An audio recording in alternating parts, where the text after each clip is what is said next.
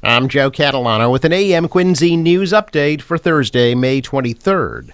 The Quincy School Committee voting 5-2 last night to seek funding for an outside legal counsel to determine if the Quincy City Council can make Lunar New Year a school holiday. Proponents of that measure put forward by the school committee woman Emily Lebo said they wanted a written legal opinion about the City Council's vote earlier this week, and also for the outside counsel to clarify the roles of the school committee and the City Council. City Solicitor Jim Timmons has said there were no impediments to the City Council voting on the Lunar New Year school holiday.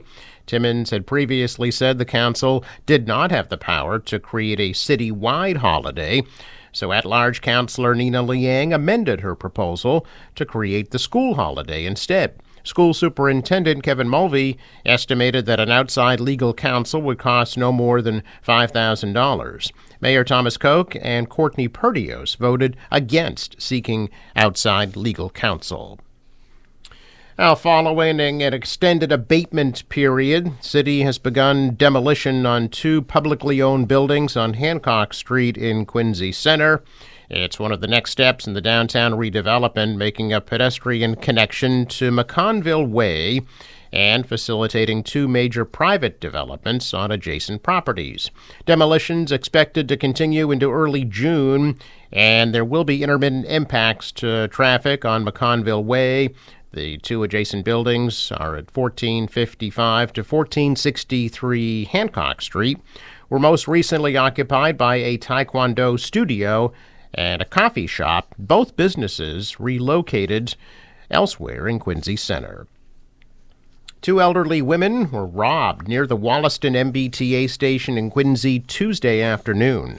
Police say the victims were robbed near Brook and Fayette Streets just after 2 p.m. Tuesday, and in both cases, the women's purses were stolen. Suspect was described as a white male, 18 to 20 years old. One victim was hospitalized with facial injuries, and the incident remains under investigation. 3 boys were stabbed during a confrontation at the Andrews T station yesterday. T police said the 3 stabbing victims were taken to area hospitals. Police indicated that at least one of the victims suffered serious injuries, but all are expected to survive. Video shows one of the victims, who was wearing a bloody hooded sweatshirt, enter a liquor store for help. Shortly before 4:30, the MBTA posted on social media that Red Line trains were bypassing Andrews Station at the request of T police. But within 10 minutes, the T said the Andrews service had resumed.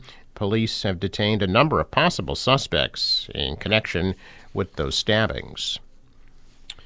The staff of the Thomas Crane Public Library in Quincy Center announcing the grand opening of The Cranium, a new collaborative and interactive maker space for patrons of all ages. A grand opening reception will be held today from 3 to 4 inside the main library on Washington Street. The public is invited to stop by for the official ribbon cutting, take a look at some of the new maker tools, and learn about upcoming programs for June. The Maker Space is a collaborative workspace for making, learning, exploring, and sharing, where people can gather to get creative with DIY projects. Space will officially open to the public in July. The Adams Presidential Center hosting their annual gala celebration tonight at the Boston Marriott Hotel in Quincy from 6 to 10 p.m. The John Adams Award and Abigail Adams Award honorees, Karen and Rob Hale, will be honored during the event for their demonstration of the values and actions of the Adams family.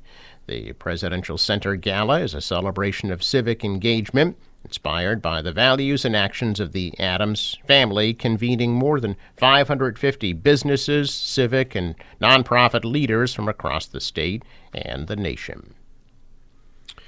Now, closing ceremonies and awards will be presented for the 40th Annual Quincy Senior Olympics this evening. The event begins at 6 p.m. at the Kennedy Center with refreshments, followed by the awards ceremony at 6:30.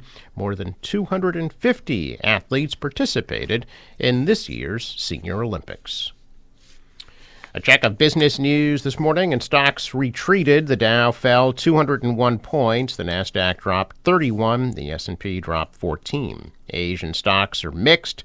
The dollar fell. The euro rose. Oil at $77 a barrel. In sports, it's Game 2 of the Eastern Conference Finals between the Celtics and Pacers at the Garden tonight at 8 o'clock.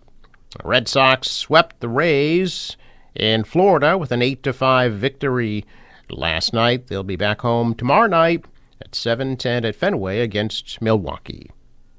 The National Weather Service forecast for today: hazy, warm, and humid with afternoon thunderstorms at a high of 85 degrees.